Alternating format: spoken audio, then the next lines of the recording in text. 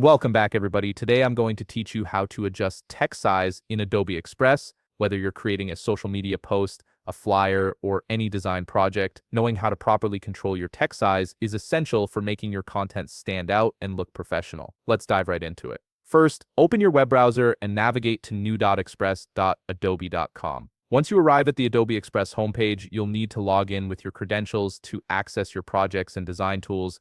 This step is crucial as it gives you access to all your saved work and the full suite of Adobe Express features. After logging in, you'll be directed to your workspace. From here, navigate to Recent Files. This section displays all the projects you've been working on recently, making it easy to pick up right where you left off. Go ahead and click on the project where you want to adjust the text size. This will open your design in the editor, ready for modifications. Once your project is open, look over to the left sidebar where you'll find various editing options. Click on the text button. This action opens up all the text editing tools available in Adobe Express. In the upper left corner of your screen, you'll now see an option that says Add Your Text. Click on this to either add new text or select existing text that you want to resize. This is where you'll gain control over the typography in your design. Now with your text selected, navigate back to the left panel. Here you'll notice two simple buttons, a minus sign and a plus sign. These buttons are your primary tools for adjusting text size. Click the minus button to decrease the text size gradually,